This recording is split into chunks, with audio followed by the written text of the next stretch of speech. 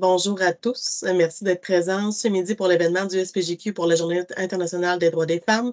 Donc, Sophie Ferguson, deuxième vice-présidente au SPGQ et responsable de la condition, dossier de la condition féminine. C'est pourquoi je vous parle aujourd'hui.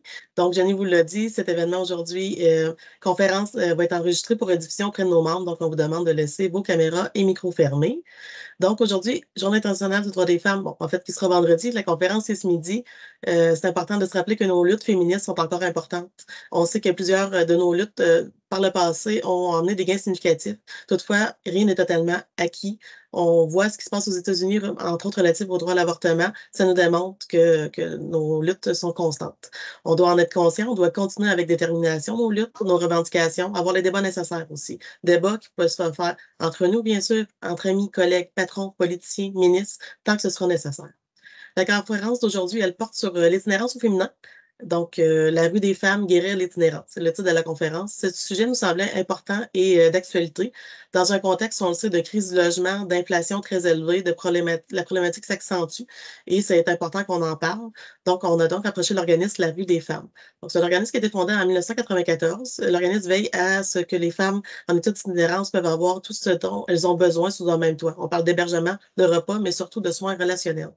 Donc, la conférence d'aujourd'hui sera représentée par Mme Léonie Couture, qui est présidente et fondatrice de l'organisme, et Mme Anne-Gaëlle Whiteman, qui est coordonnatrice de la Maison Jacqueline, qui est une des 3 maisons d'hébergement de l'organisme. Nous parlerons là, de l'approche unique d'intervention de leur organisation, basée sur les soins de santé relationnels, qui permet de guérir l'itinérance. Je leur cède donc la parole à l'instant. Bonne conférence à tous.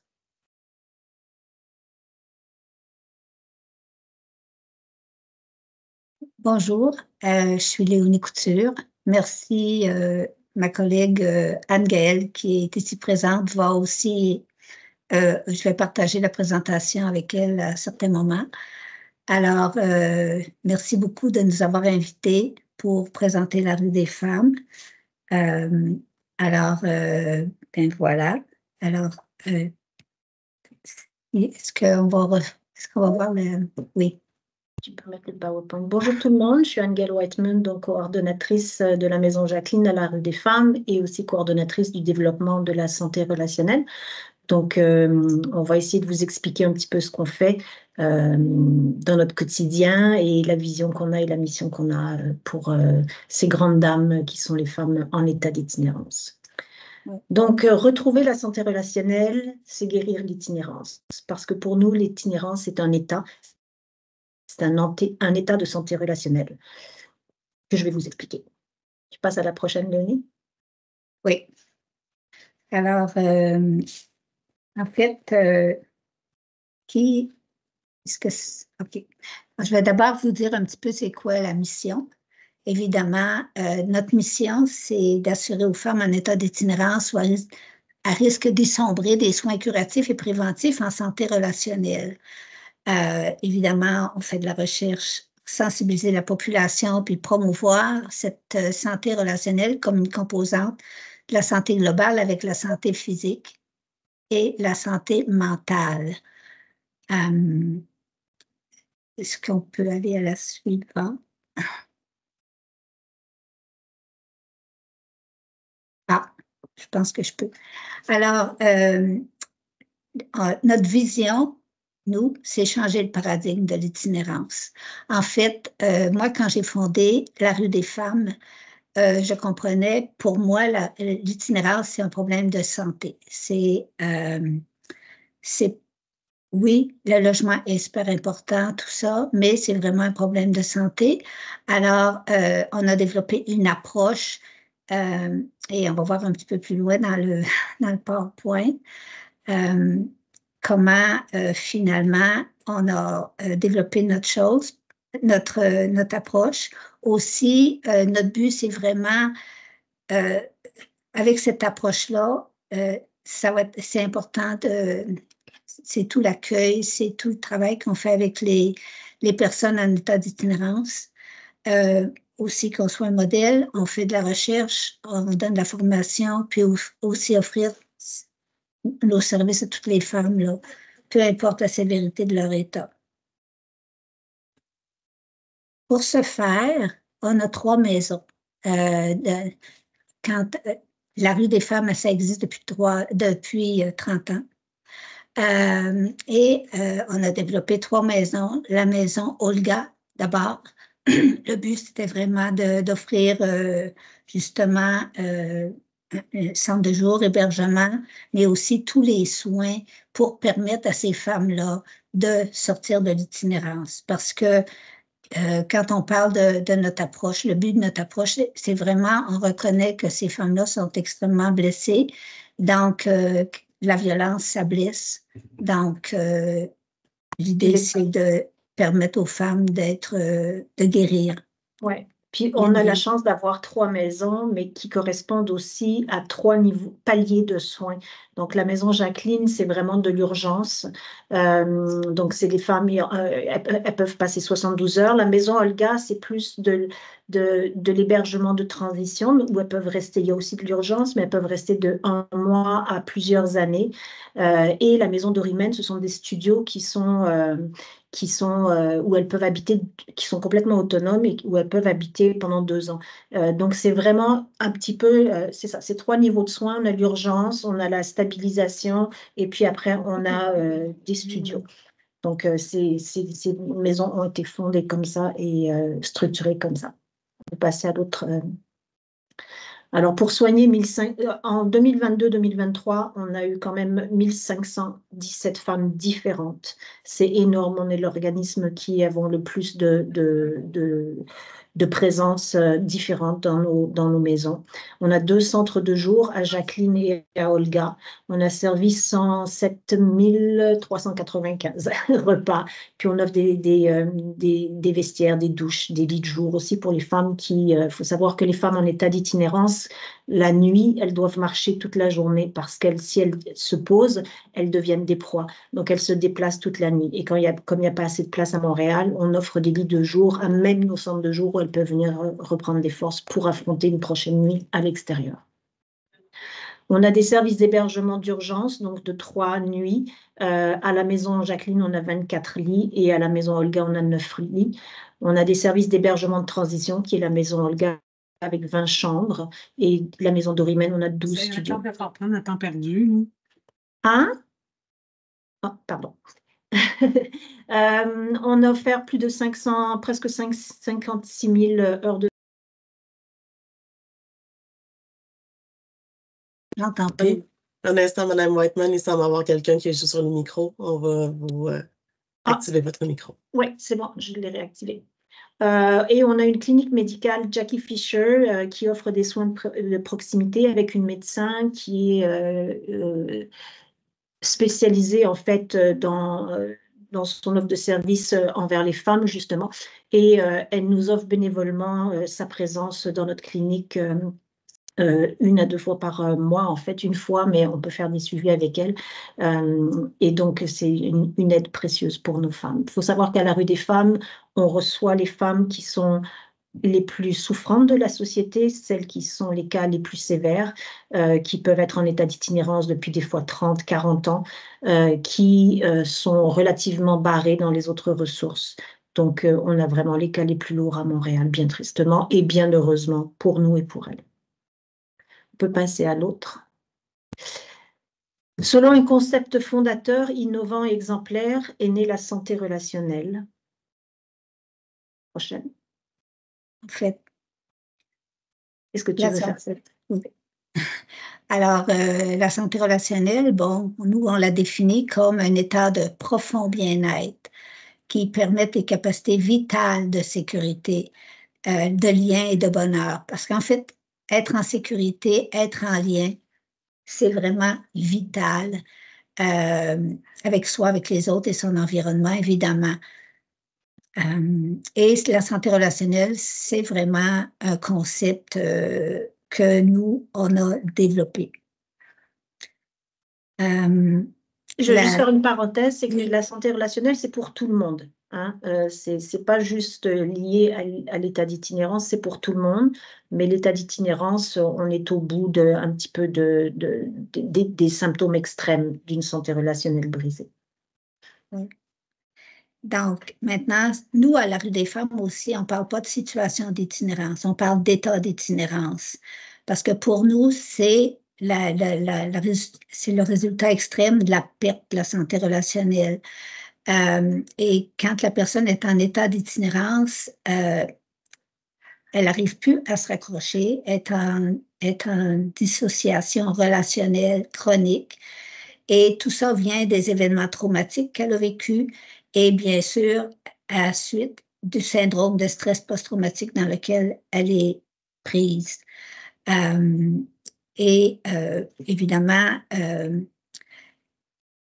le syndrome de stress post-traumatique, ça s'inscrit vraiment dans le corps, au cœur de l'humanité de la personne. Puis en fait, nous, notre travail à la Rue des Femmes, c'est vraiment d'aider la personne à sortir de ce stress post-traumatique.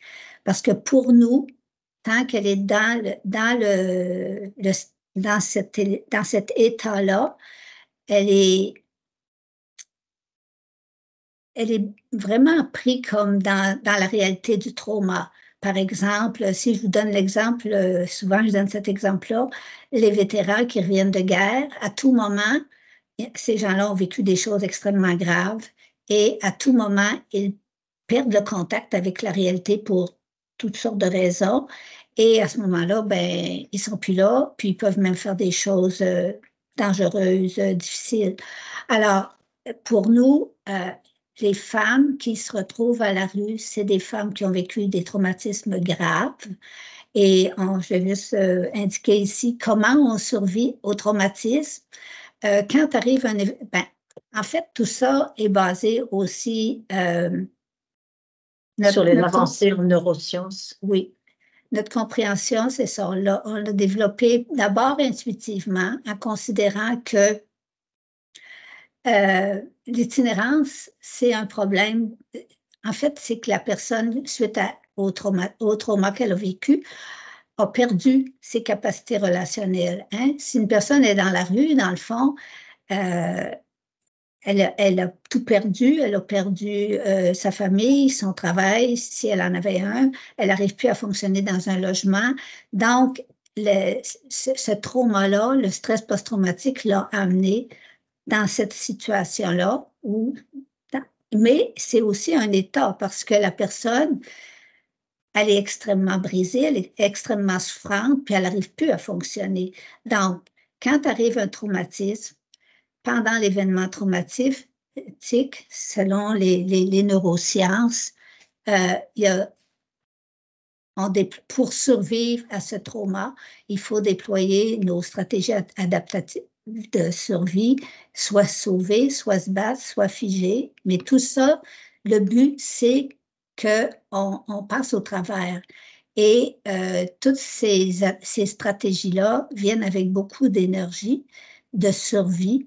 Et lorsque c'est fini, l'événement traumatique, nous devons nous libérer de ces énergies de survie, libérer notre corps, parce que tout ça c'est le corps qui prend le contrôle. Dans un traumatisme, c'est le corps qui prend le contrôle de notre survie, et c'est ça. Et à ce moment-là, le corps déploie tout ça pour que on passe au travers, mais après, il faut libérer ces énergies du corps, sinon la personne... ça devient un stress post-traumatique. Oui. En fait, toutes les femmes en état d'itinérance, elles ont toutes vécu des horreurs pendant leur enfance, qu'on appelle le syndrome de stress post-traumatique du développement. La plupart du temps fait par des gens qui devraient assurer notre protection et l'amour qu'on devrait recevoir. Et ce qui fait que l'enfant se construit dans son développement, même des fois dans le ventre de la maman, hein, quand c'est un enfant du viol, quand la maman est battue, donc l'enfant se construit déjà dans l'état de survie.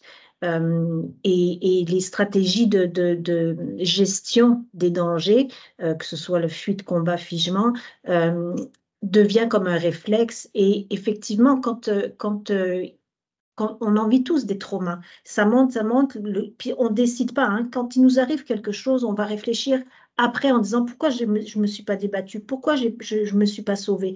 Mais là, ce sont des réflexes primitifs et c'est le système nerveux autonome qui embarque et qui prend les décisions et qui gère le corps à ce moment-là. Il faut savoir que le trauma, ce n'est pas l'événement traumatique. Le trauma, c'est les réactions qui ont été générées par le corps, pour réagir à l'événement traumatique. Et si, pour libérer le trauma, il faut que ces énergies-là redescendent parce que ça mobilise des énergies au niveau du corps, au niveau des organes qui est extrême. Et on le sait bien, il y a des gens qui vont se mettre à faire pipi sur eux ou même faire caca ou alors là, on va se mettre à suer. Donc tout ça sont des réactions en chaîne et ça fait que normalement, dans l'état normal des choses, quand le danger disparaît, les énergies seront résolues et redescendent. Mais en cas de choc post-traumatique, ces énergies-là deviennent emprisonnées à l'intérieur et seront réactivées tout le temps parce que la personne reste tout le temps enfermée dans cette espèce de sas de réaction traumatique. Et elles sont toujours en hypervigilance à la recherche bien inconsciente de danger pour être capable de réagir et de se protéger encore. Donc nos femmes, c'est pour ça qu'on dit que c'est un état d'itinérance parce que c'est dans le corps. Le choc post-traumatique affecte aussi la mémoire et les zones du cerveau, mais ce n'est pas ça qui fait le choc post-traumatique. Est-ce que tu veux passer à l'autre, Léonie, s'il te plaît? En fait, pour une personne qui est prise dans ce stress post-traumatique, c'est vraiment quelque chose d'épouvantable, tel que l'indique Peter Levine, et en sortir. Et c'est le but de la rue des femmes, c'est d'aider les femmes à sortir, à résoudre ce traumatisme pour que finalement elles s'en libèrent, puis qu'elles retrouvent une vie fonctionnelle, une vie normale, stable. C'est que le traumatisme résolu, donc la guérison, c'est le cadeau de Dieu parce qu'elles peuvent se remettre dans un état de vie et sortir de l'état de survie. On passe à la prochaine. Donc à la rue des femmes, nous, on parle de violence, on parle de survivantes, on parle de victimes, on parle de stress post-traumatique, on parle de blessures relationnelles, de trauma, de souffrance, de sécurité, de lien, d'amour universel, mais d'amour de soi, puis d'amour de l'autre aussi. On parle d'état d'itinérance et de guérison. La prochaine. On reconnaît la souffrance et les manifestations, et ces manifestations, en fait, que les femmes, la façon dont les femmes vont exprimer leur souffrance. Hein. Souvent, on va dans la société, on parle de comportements qui sont normalement considérés déviants, inadaptés, dérangeants, nuisants, menaçants, agressants, violents, terrorisants. Donc, la consommation, il faut voir que la consommation, c'est une façon de s'auto-médicamenter parce que quand on va chez le dentiste, on va nous anesthésier pour être sûr qu'on n'ait pas de douleur. Donc, la consommation, c'est une manière de geler sa souffrance intérieure. On parle de cris, on parle de comportements violents, agressions.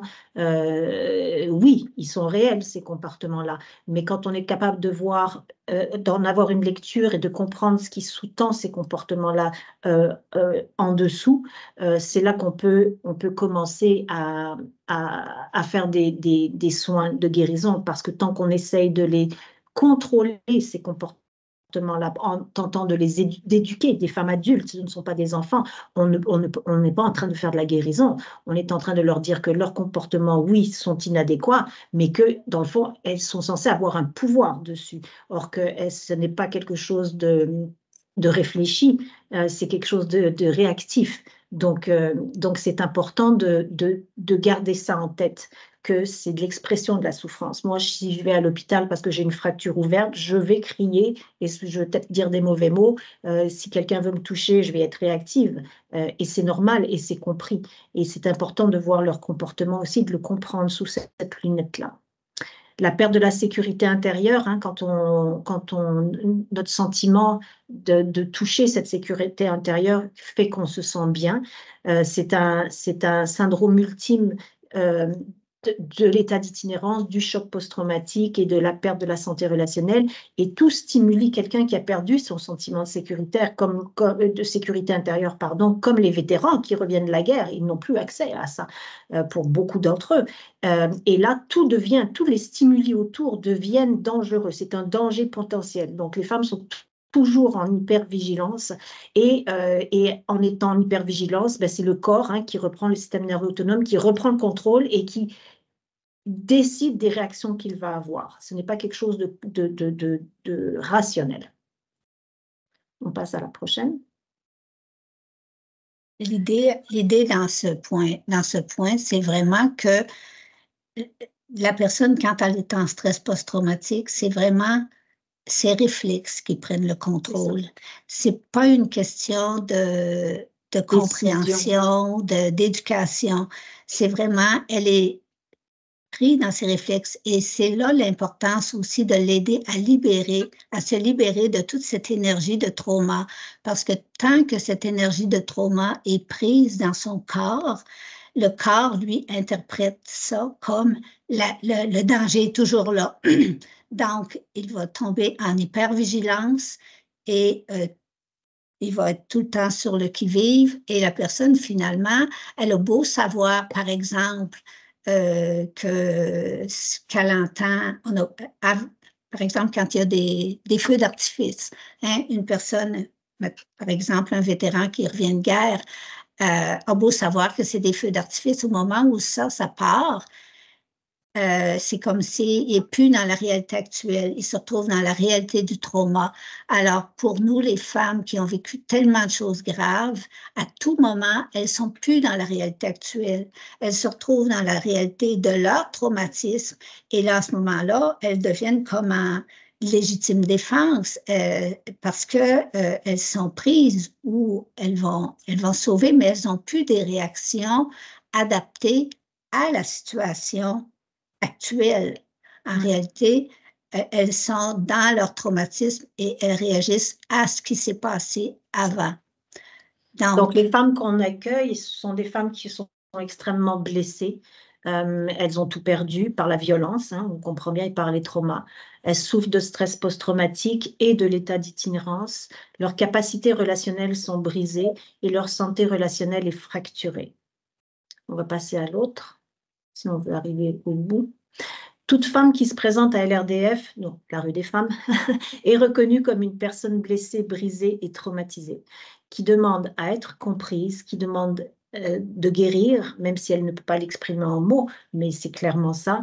Elle demande de se retrouver et de retrouver sa vie. Mais l'important à comprendre, c'est que c'est à son rythme. C'est pas selon un plan d'intervention de 3 mois. Chaque femme va vivre son processus de guérison à son rythme à elle. On va passer à l'autre. L'approche relationnelle d'intervention de la rue des femmes. Maintenant, on va voir un petit peu en quoi ça consiste. On va passer à l'autre. C'est Léonie qui a le contrôle sur le PowerPoint, c'est pour ça. Non, c'est pas moi. Oui, c'est ça. Donc, au cœur de l'approche, c'est la bienveillance, la sécurité toujours en priorité. Ce sont des soins adaptés et compréhensifs qui visent à guérir l'itinérance. Cette approche-là, on l'a vraiment développée pour vraiment accentuer sur l'accueil. On va en parler un petit peu plus loin.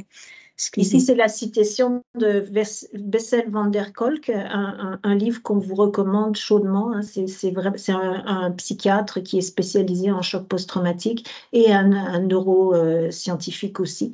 Et ce livre permet de comprendre plein de choses, même sur nos propres parcours de vie, comment on intègre les traumas, les peurs et tout. Et sa citation, c'est que personne ne peut soigner une guerre, un abus sexuel, un viol, une agression, ni aucune autre atrocité. Les horreurs du passé ne peuvent être annulées, elles sont là. Ce que l'on peut traiter, ce sont les traces que les traumatismes laissent sur le corps, l'esprit et l'âme. On ne peut pas enlever la cause, mais on peut soigner les issues. On va passer à l'autre. Les facteurs agissants de l'approche d'intervention relationnelle, c'est l'engagement social et la sécurité. Donc, par l'accueil, l'urgence et le temps. la mobilisation de la demande, la connaissance et surtout le lien à soi, le lien à sa sécurité intérieure et le lien aux autres. On va passer à l'autre.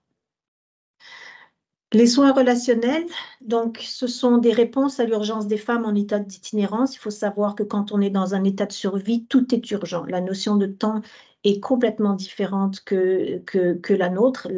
Donc, toutes les structures spatiales, géographiques, temporelles, relationnelles, tout est à un rythme complètement différent.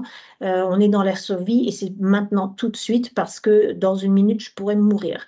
Donc, le besoin de nos soins relationnels vise la sécurité, le temps, le développement du temps, le lien, l'amour, un sens aussi. Et les femmes sont en urgence de donner un sens à leur vie, un sens à leur souffrance. Elles sont dans l'urgence de recevoir des soins, de reconnaissance d'être comme des personnes souffrantes et non juste un paquet de problèmes parce qu'elles sont itinérantes, puis qu'elles ne veulent pas s'aider, puis avec tous les stéréotypes qui peuvent s'en suivre. Elles ont besoin en urgence de guérison. Notre qualité d'accueil, la reconnaissance de leur détresse, la sécurité, le soutien aux liens, c'est ce qu'on peut leur offrir aussi parce qu'elles ont désespérément besoin de liens. Vous allez voir que quand vous parlez avec une femme itinérante, jamais elle va s'approcher de vous. On a été très surprises pendant la période de Covid que nos femmes, surtout à la Maison Jacqueline, où on a continué les admissions comme naturellement, on n'a pas arrêté. Et on a eu très peu de cas de femmes qui ont eu le Covid. Pourquoi? Après avoir réfléchi à ça, je me suis rendu compte que les femmes, de toute façon, gardent naturellement un minimum de 2 mètres avec les gens, même avant le Covid, parce qu'elles sont toujours dans la peur et pour pouvoir se garder un espace d'échappement, d'échappatoire. Donc, naturellement, elles n'avaient pas besoin de se tenir loin des gens. Et on a eu très, très peu de cas de femmes Covid à la Maison Jacqueline. C'était une découverte pour moi, finalement. Elles sont en urgence de guérir de la honte, parce qu'il n'y a aucune femme qui n'a pas honte de son état. Elles ont quand même une conscience. Et elles ont soif de connaissance et de compréhension, par rapport à leur parcours. Pourquoi elles ont cette vie-là? Pourquoi elles se retrouvent dans cet état-là? Donc, comment neurologiquement nous survivons au traumatisme? On leur fait des formations aussi, on les sensibilise. C'est quoi le stress post-traumatique et ses conséquences? Et comment est-ce qu'on peut en guérir? Elles doivent posséder aussi cet espace parce que c'est leur chemin de guérison. Nous, on est là pour les soutenir et les guider, mais ça reste que c'est leur chemin à elles. Elles ont besoin de comprendre que la violence n'est pas leur faute, qu'elles ne sont pas seules et qu'avec le soutien et les soins, elles ont ce qu'il faut pour guérir. On va passer à l'autre. Parce que je voudrais vous laisser, ça doit éveiller beaucoup de questions, donc je voudrais... Nos réponses à leurs besoins, c'est de reconnaître leur humanité par les soins.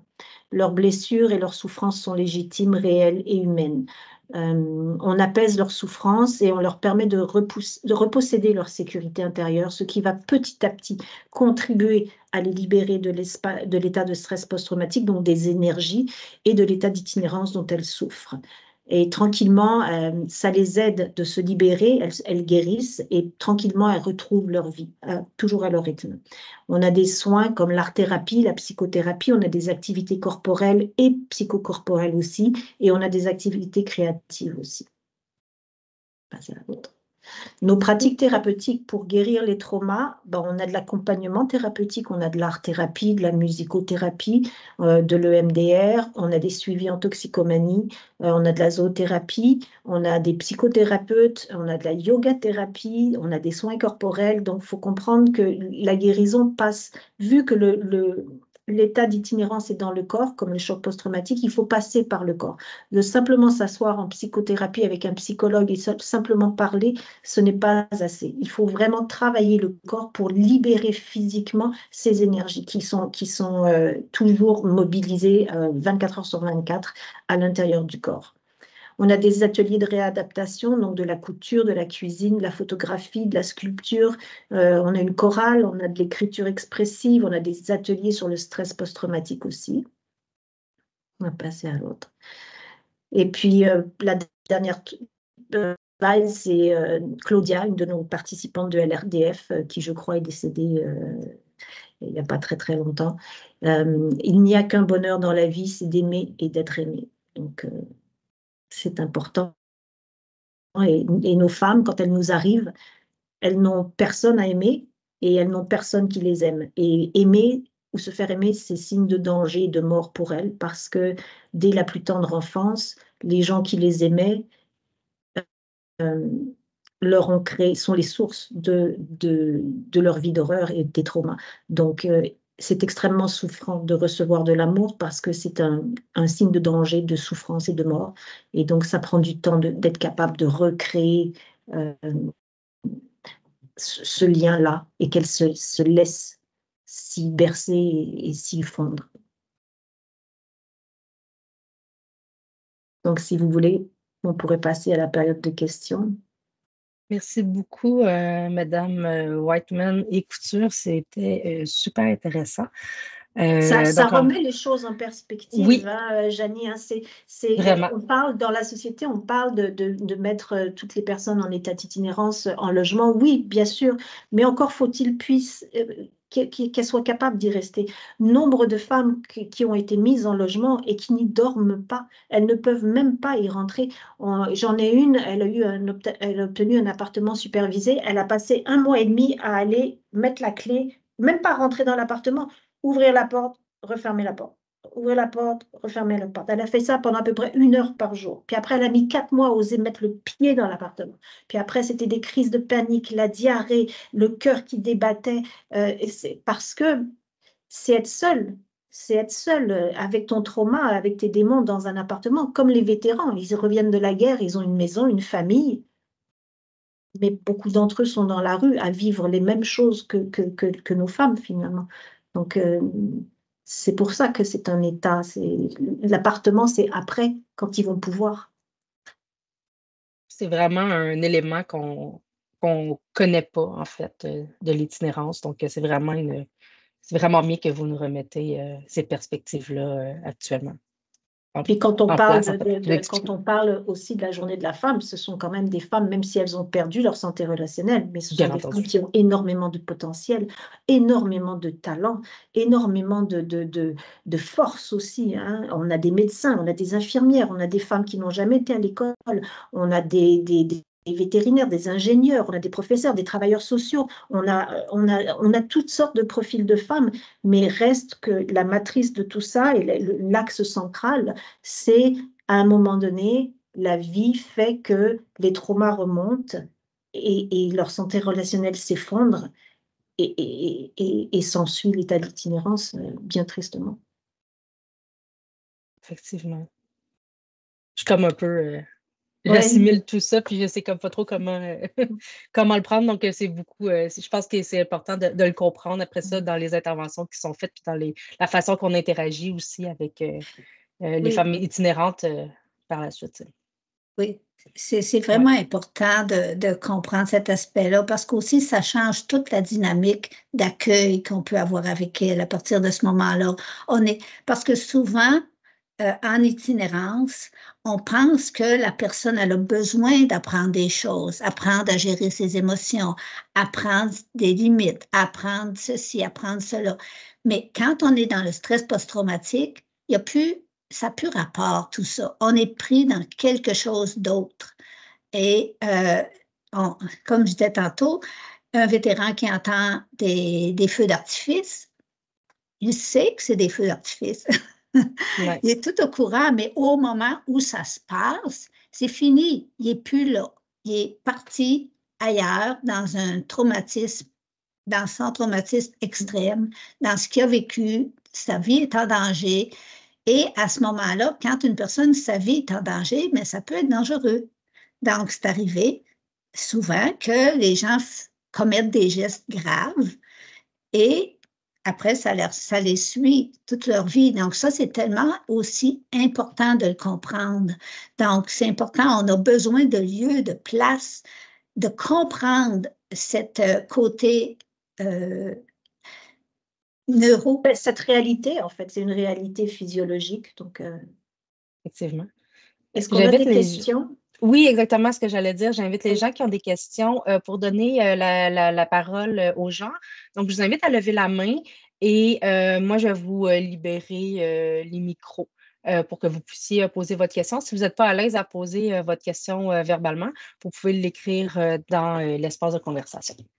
Donc, laissez-moi juste aller. Donc, je vais laisser la parole à Anne. Donc, Anne, est-ce que tu es capable d'activer toi-même ton micro? Oui. Parfait. Donc, Anne, tu as la parole. Oui. En fait, je me demandais combien de femmes étaient touchées par vos services, mais plus généralement par l'itinérance, proportionnellement aux hommes. Là. C'est quoi la proportion de femmes? Puis c'était très intéressant. Je me savais pas si ignorante en matière d'itinérance, mais j'ai pris conscience de ma grande ignorance. Si honnêtement, si à la fin de notre petite présentation, vous pouvez on a pu changer le regard que vous porterez sur les femmes en état d'itinérance, pour moi, c'est génial. C'est une mission accomplie. C'est sûr que le dénombrement a été fait. C'est un dénombrement que la plupart des organismes communautaires ne considèrent pas vraiment comme réel. Oups, il y a quelqu'un qui a le micro ouvert, on ne s'entend plus. Oui, je le cherche.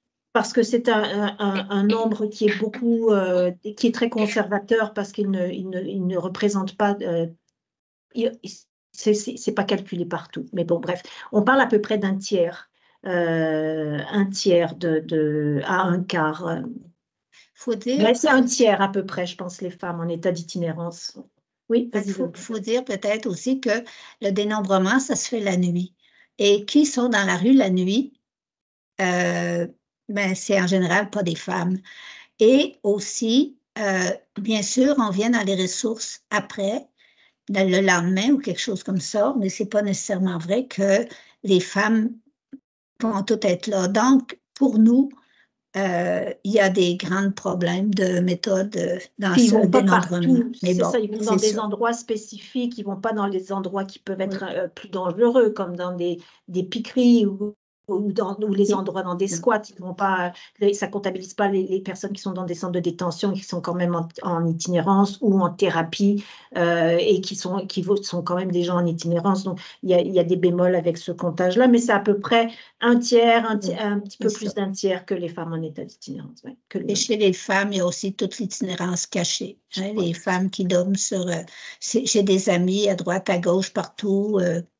Dans des cachettes aussi à l'extérieur. Merci. Je donnerai la parole à Claudia Maltais.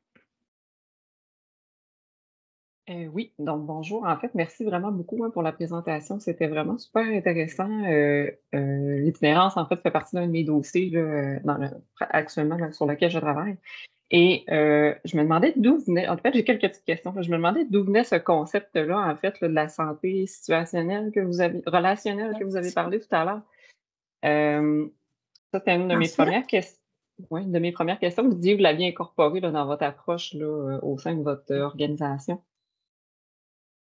Oui, quand j'ai fondé la Rue des Femmes, pour moi, un petit peu comme j'ai expliqué tantôt, l'itinérance, pour moi, c'était pas tant, c'était vraiment un problème relationnel, dans le sens que cette personne-là qui a tout perdu, qui a perdu son travail, qui a perdu sa famille, qui a perdu ses enfants, oui, pour certaines personnes, il y a des problématiques de consommation et tout, mais pour moi, ce que je voyais aussi, les problématiques de consommation étaient surtout une forme d'automédication parce que la souffrance était trop grande. Et ce que j'ai vu, donc en partant pour moi, c'était un problème relationnel qui venait de traumatisme, hein, comme bon, moi j'ai toujours été féministe, j'ai fait de la lutte contre la violence faite aux femmes, et la violence, qu'est-ce que ça fait? Ça blesse. Et on fait quoi ensuite avec les blessures? Et une des blessures, c'est que ça affecte énormément la sécurité. Hein? Une agression, ça casse, ça montre que la personne n'est pas capable de se défendre toute seule. Donc, il y a quelque chose en quelque part dans d'elle qui se fragilise beaucoup. Donc, pour moi, il y avait quelque chose qui était au-delà du logement. En fait, si ça avait été aussi, c'est les femmes adultes qu'on reçoit dans nos organismes. Alors, pour moi, j'ai vu tellement de femmes se faire mettre à la porte pour des crises, pour des choses pas agréables. C'était vrai aussi. Donc, elles n'étaient pas mises à la porte juste parce que c'était le fun. Mais pour moi, ça ne se pouvait pas qu'une femme adulte ait des réactions comme ça. Alors, je suis partie avec cette idée-là, que c'était relationnel. Et on a accueilli les femmes dans cette façon-là, comme des grandes blessées. Et petit à petit, on a développé une approche qu'on a fini par appeler la santé relationnelle, aussi de comprendre que quand on aborde une personne qui est aussi souffrante, des fois, juste un geste pouvait déclencher quelque chose ça ne se pouvait pas que, premièrement, puis après, la personne, quand elle tombait sur ses pieds suite à ça, elle avait honte parce qu'elle ne comprenait pas pourquoi elle avait réagi comme ça et tout. Donc, au fur et à mesure, on a développé notre approche en nommant ça éventuellement la santé relationnelle, parce que oui, il y a la santé mentale, mais encore là, bien sûr, il y a toutes sortes de diagnostics comme personnalité limite, troubles de comportement, etc. Mais pour moi, c'est surtout aussi que chaque fois que je parlais avec ces femmes-là, je voyais toute la violence qu'elles avaient vécue. Et éventuellement, j'ai découvert des écrits en neurosciences. Je parlais de cordon relationnel. Je parlais du fait qu'on a besoin de quelque chose physiologique pour être en relation avec les autres. Et pour moi, dans ma pratique, ce que je voyais, c'est que la violence avait brisé cette espèce de lien qui nous permet d'être en relation avec les autres, de lien physiologique, je dis bien aussi. Et éventuellement, j'ai découvert qu'en neurosciences, oui, il y a ce qu'on appelle, entre autres, la théorie polyvagale qui a été développée, ou en tout cas découverte, qui a été écrite par un monsieur qui s'appelle Stéphane Porges, un Américain, et qui a fait voir comment on survit au traumatisme, comment toute cette combat fuite-fige dont on parle de plus en plus aujourd'hui, de toutes ces stratégies de survie qu'on possède, notre corps possède, parce que quand arrive un drame si grave que notre vie est en danger, c'est pas tellement avec notre raison qu'on va trouver les mécanismes, comment s'en sortir. C'est vraiment notre corps, c'est nos réflexes. Alors, lui, il a fait toute la recherche là-dessus. Et bon, il y a d'autres auteurs comme Bessel van der Kolk qui a fondé le Centre de trauma à Boston, entre autres, et qui a mis beaucoup de l'avant aussi cette connaissance-là de cette théorie, cette fameuse théorie polyvagale qui vraiment nous guide beaucoup dans notre travail, qui nous a permis de comprendre aussi, de voir les bases physiologiques de cette histoire de santé relationnelle qu'on percevait, mais comme on n'est pas des scientifiques, on ne pouvait pas l'expliquer autrement qu'intuitivement. Je ne sais pas si je peux me permettre une dernière petite question. En fait, est-ce que vous savez si au Québec, à travers la province, il y a d'autres ressources comme vous qui exploitent les mêmes concepts avec la clientèle féminine qui vit des épisodes d'itinérance? Il y a à Québec une ressource qui, depuis peut-être 2-3 ans, je crois, s'est rendu compte aussi de l'impact des traumas et qui a mis en place aussi tout un peu le même genre de peut-être, je ne sais pas au niveau de l'approche par contre, mais en tout cas des activités psychocorporelles et qui misent effectivement sur qui se basent maintenant. Ils ont tout revu, leurs approches et tout en fonction de ça aussi. Donc, c'est quelque chose qui est très émergent. Et on fait aussi beaucoup de formations, hein, mais pas juste en itinérance. Ça peut être aussi en violence conjugale. Je fais beaucoup de formations dans les universités, dans toutes les sciences sociales, en travail social, en criminaux ou autres. Justement pour éveiller cette conscience-là et pour comprendre qu'une femme qui est dans la rue depuis 30 ans et qui est en état de survie depuis qu'elle a l'âge de 1 an ou même dans le ventre de sa mère, c'est pas parce qu'on lui donne un plan d'intervention qui va durer 3 mois avec des étapes à accomplir que ça va le faire. Je veux dire, c'est pas comme ça. Donc, elles sont toujours en échec et sous pression de ne pas être bonnes parce qu'elles ne réussissent pas à combler les demandes qui sont mises dans son plan d'intervention. Donc, tranquillement, on fait notre chemin. Hein, on est quand même reconnu, notre approche est quand même reconnue comme innovante et exemplaire. Donc, on fait, c'est sûr, on parle changement de paradigme. Ben, merci beaucoup pour les réponses. Merci, j'apprécie. Merci. Donc, on a plusieurs questions en ligne. Donc, comme les gens vont devoir retourner travailler d'ici 10 minutes, donc j'inviterai à des réponses. Je réponds un petit peu là. Ah, oui, c'est ça. J'ai vu que justement, il y avait eu des petites réponses. Oui, je réponds par écrit dans le chat. Donc, s'il y a des questions aussi qui peuvent être posées verbalement, c'est correct aussi.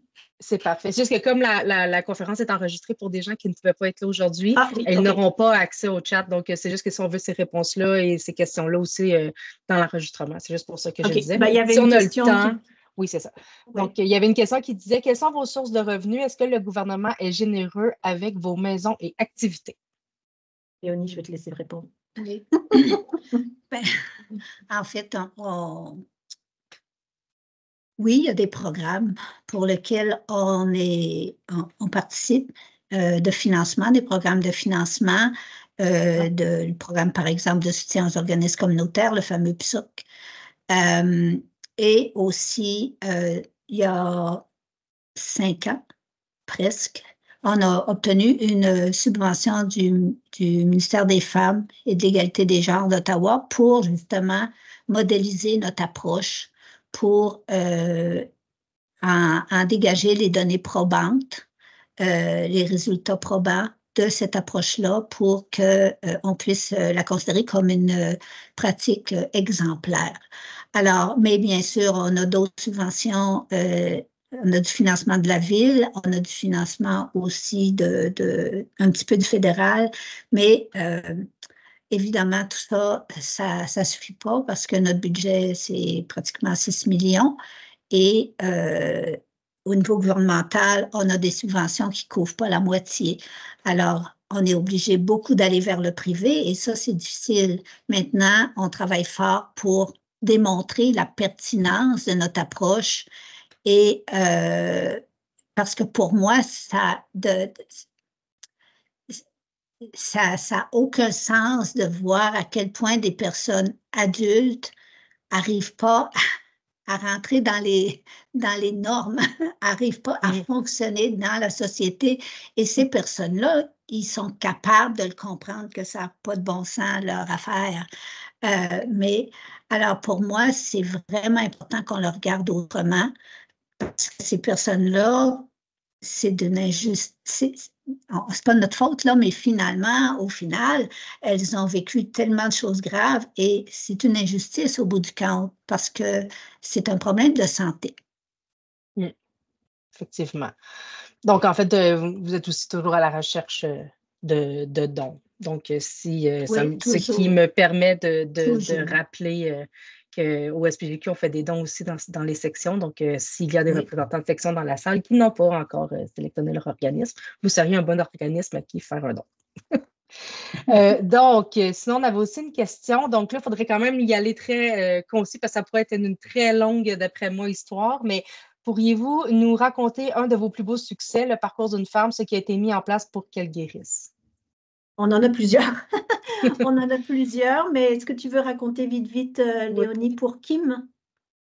Oui. Vous pouvez il y a trouver une son femme, histoire d'ailleurs. Elle a écrit une magnifique lettre si vous allez sur notre site web, je crois que c'est le rapport d'activité d'il y a 2 ans. Je crois qu'il y a sa lettre dedans où elle part de son parcours, une lettre qu'elle a écrite toute seule. Oui. Donc, si tu veux y aller. En fait, Kim est une femme autochtone et dont les parents, c'est des survivants de traumatisme. Et Elle était infirmière.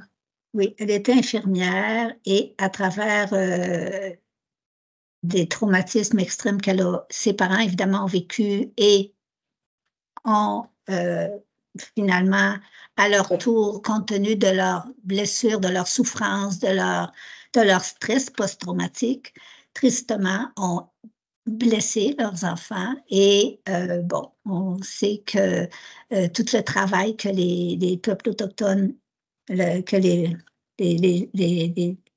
Autochtones font pour se guérir. Alors voilà, mais bon, en attendant, ça a laissé des traces. Alors Kim, malgré tout ça, a réussi à devenir infirmière, etc. Et un jour, un sa bon vie jour, bascule. elle s'est retrouvée à cause de la violence, à cause de choses extrêmement graves qui se passaient, à cause aussi de la consommation. En fait, la consommation était là, pas tant, c'est pas la consommation qui l'a emmenée dans la rue, en fait, c'est vraiment la violence. La consommation était là pour, justement, soulager son horreur quand ça faisait trop mal. Et bon, finalement, elle s'est retrouvée à la rue, elle s'est retrouvée chez nous. Et tranquillement, cette femme-là était tellement meurtrie de se voir où est-ce qu'elle était rendue. Elle avait tellement honte, elle avait tellement peine, mais tranquillement, on a travaillé avec elle. Moi, je fais des cafés-rencontres à la rue des femmes, donc elle a bénéficié de toute la formation. Elle a bénéficié, elle a compris, tous nos soins. Elle a arrêté d'avoir honte. La honte est un des éléments les pires dans toute cette problématique-là, dans tout ce phénomène-là de l'itinérance. Les gens ont profondément honte de leur situation, d'être là-dedans. Et petit à petit, elle a compris, elle a réussi à se sortir de la consommation, elle a réussi à retrouver son travail, sa profession, et aujourd'hui, elle fonctionne comme tout le monde, mais ça a pris quand même quelques années. Elle a participé aux ateliers d'art-thérapie, parce que ça, c'est une affaire qui est importante de savoir. Quand on dit que le traumatisme est dans le corps, la psychothérapie, c'est bon, mais des fois, c'est trop frontal pour essayer d'aller voir ces traumatismes-là. Il faut passer par l'inconscient. Donc, l'art-thérapie, le dessin, tout ça, tranquillement, aide à passer par l'inconscient pour aller faire remonter des traumatismes qui seraient la personne serait incapable d'en parler, c'est trop douloureux. Mais à travers l'art-thérapie, ça devient beaucoup plus facile et cette personne-là, elle a beaucoup participé à nos ateliers. Elle est aussi allée, à un moment donné, elle a été capable elle-même de dire, bon, je m'en vais faire une thérapie, il faut que je passe à une autre étape. À un moment donné, c'est vraiment elle qui a pris le contrôle de son processus. Et un jour, elle me disait, j'en reviens pas, dans l'anxiété que je vis présentement pour telle chose, il y a 2 ans, je ne serais pas ici, je serais sur un trottoir en train de me préparer un truc, en train de préparer sa faire une consommation. roche, de faire de la consommation, parce que je ne serais pas capable. Et les premières années, cette femme-là, la nuit, elle était aussi incapable de rester à sa chambre. Il avait donné une chambre. Toutes les nuits, elle s'en allait consommer parce que tous ces traumatismes lui est arrivé la nuit. Hein. On sait qu'il y a beaucoup de femmes les agressions sexuelles arrivent la nuit, arrivent par des personnes proches, arrivent par... Donc, c'est... Et à ce moment-là, Leur sommeil sont impactés parce qu'elles sont... c'est on a des femmes qui, par exemple, vont faire pipi ou caca dans leur lit parce que quand c'était le seul moyen qu'elles avaient à 2-3 ans pour que papa soit dégoûté et qu'ils ne viennent pas les violer dans leur lit encore cette nuit. Donc, c'est une façon, ce sont des moyens de se protéger. Les femmes dans la rue vont porter énormément de couches de pantalon parce que ça ralentit un agresseur. Elles vont mettre beaucoup de bagues aussi parce que si elles peuvent frapper, ça va faire mal. Ou elles vont uriner dans leurs vêtements parce que si ça peut dégoûter un agresseur, ben, au moins c'est un viol de moins. Donc ce sont des mécanismes d'adaptation de survie, hein, mais il n'y a aucune de ces femmes-là qui aime être dans son urine. C'est pas un choix, ce sont des mécanismes d'adaptation pour leur survie et elles en sont conscientes, elles le savent, elles sont pas stupides et d'où la honte, hein, d'où la honte parce qu'elles sont comme vous et moi, on n'aime pas ça, c'est pas normal. Non, effectivement. Et ce qui est particulier aussi, quand on donne la parole à ces femmes-là, parce que ça arrive, quand on les invite à témoigner, c'est tellement intéressant. C'est des femmes qui ont du talent de communicatrice. Des fois, c'est vraiment renversant. On ne penserait jamais. Et pourtant, elles ont tout ça, sauf que lorsqu'elles sont dans une crise de trauma, que j'appelle, ben à ce moment-là, elles ne sont pas capables. Elles sont perdues ailleurs. Effectivement. Je vais lire une question qui vous a été posée, mais à laquelle Mme Whiteman a répondu, mais je trouve que c'est intéressant les réponses pour qu'elles puissent être dans l'enregistrement. Donc, une personne, Elisabeth Cordeau, qui dit qu'elle a plusieurs questions. Donc, je suppose que les femmes itinérantes sont surtout à Montréal, mais y en a-t-il dans d'autres régions? C'était sa première question. Sa deuxième question, comment faites-vous pour ramener les femmes qui sont dans la rue à aller vers vos maisons d'aide? Troisième question, est-ce que des femmes ayant eu des traumatismes peuvent vivre avec ça pendant un certain temps, mais craquer à un moment donné, donc arriver tardivement dans la rue et dans vos maisons? Et la dernière question, quelle est la moyenne d'âge des femmes itinérantes? Et vous avez répondu à 3 des questions. Donc, le nombre de personnes itinérantes sont plus nombreuses à Montréal, mais il y en a partout au Québec. Les femmes nous trouvent, elles connaissent bien les différentes ressources. Oui, tout à fait, elles peuvent fonctionner tant bien que mal pendant un temps jusqu'au jour où tout les rattrape. Cependant, même en fonctionnant, on va découvrir qu'elle avait déjà mis en place de nombreux mécanismes d'adaptation protecteurs. Est-ce que par hasard, vous auriez la réponse sur la moyenne d'âge des femmes itinérantes? Ben, on en a de 18 ans à... J'en ai une petite madame qui, bon, maintenant est chez elle, mais elle a 97 ans. Donc, mais c'est sûr que faut savoir que les femmes qui nous arrivent sont des enfants qui sont passés par tous les services, la DPJ, les hôpitaux. C'est une boule de neige qui ne fait que grossir, que grossir, que grossir, que grossir. Hein. Par les centres de détention, les trucs d'employabilité, par toutes les structures possibles. Et donc, c'est sûr que quand ils sont jeunes, nous, on essaie de les référer vers les ressources jeunes aussi, hein, où ils sont avec leur père, ils sont avec ce qui leur correspond plus. Mais on les récupère après parce que, comme elles ne sont pas guéries de toute façon, elles ne font que perdurer dans cet état-là, quoi. Donc, mais sinon, c'est sûr que nous, la moyenne d'âge, c'est quoi? Entre 40 et 50 ans, peut-être, si on fait la moyenne de tout le monde, là, mais on en a des très, très jeunes et des très, très âgés aussi. L'autre question, c'était quoi? En fait, les autres questions avaient déjà été, répondues. Et une question que vous avez répondue, mais que je trouve très intéressante et peut-être que vous voudriez aussi élaborer, une personne avait demandé comment s'impliquer sur le plan personnel pour l'amélioration de la situation de ces femmes. Est-ce que la rue des femmes est à la recherche de bénévoles? Et votre réponse a été des bénévoles, oui. Cependant, nos bénévoles ne sont pas à l'intervention, mais s'impliquent sur les besoins connexes. Mais ils sont très précieux. Sinon, ça peut être de ramasser des dons de vêtements, des sous. Il y a toujours d'immenses besoins, surtout en petites culottes et en chaussettes. Ça part à une vitesse folle. Donc, en fait, Oui, j'imagine parce que... une paire de bas, à marcher 20 heures sur 24, des fois, ils n'ont même pas de bas. Donc, c'est précieux, un bas. Mais sauf que quand ça fait 2 jours qu'elles sont dans le bas, ben, ça finit à la poubelle. Les culottes, c'est la même chose. Je veux dire, elles changent de culotte. Ça fait 3 jours qu'elles n'ont pas pris de douche. Elles ont une nouvelle culotte. Là, on ne recycle pas les culottes comme ça. Donc, ça finit à la poubelle. Donc, ça, ce sont des puits sans fond. Les chaussettes et les petites culottes, ce sont des puits sans fond. Parfait. Puis, est-ce que des produits menstruels, par exemple, c'est quelque chose aussi que vous avez, oui, j'imagine que vous avez besoin aussi. Oui, ça on en a aussi, mais on est une responsable au don, donc elle va aussi contacter les compagnies pour ce type de don. On a énormément besoin de couches d'incontinence aussi. Ça coûte excessivement cher, des couches d'incontinence, et ce n'est pas toutes les femmes qui ont une carte d'assurance maladie ou qui ont des revenus, même pas d'aide sociale, et d'aller s'en acheter ou autre, ça coûte excessivement cher. Je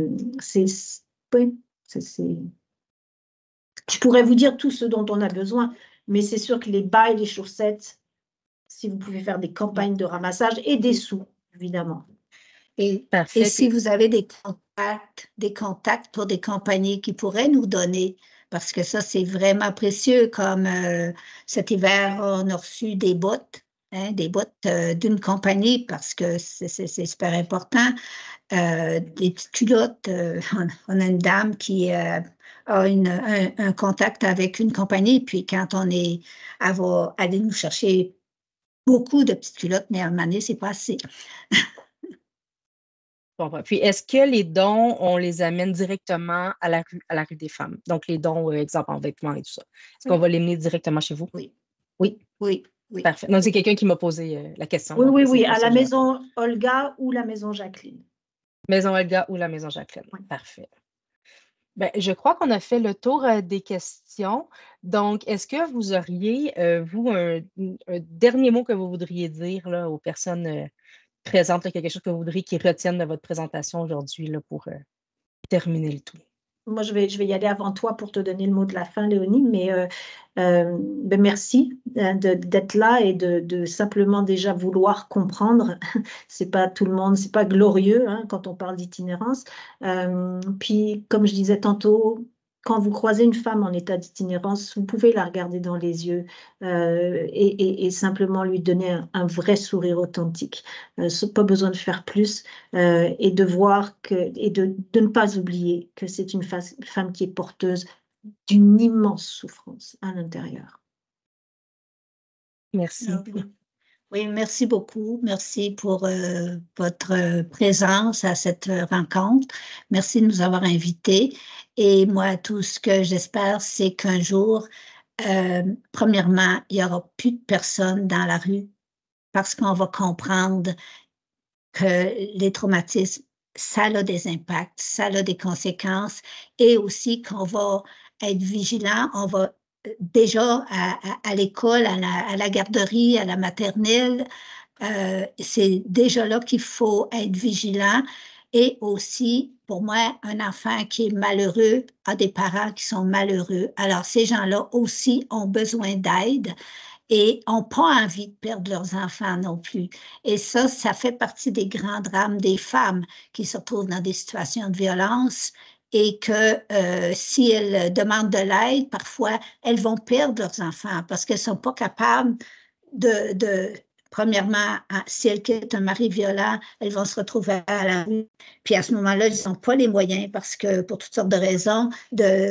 Donc, toute cette espèce de maintien dans l'itinérance, dans la violence, c'est comme une affaire qui court après sa queue. Donc, mais il faut qu'on comprenne aussi que le comportement manifeste une souffrance.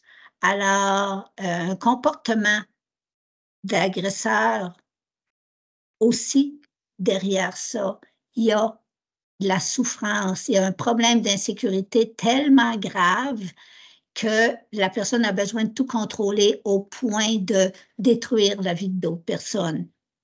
Donc, ça, c'est tellement important de le voir.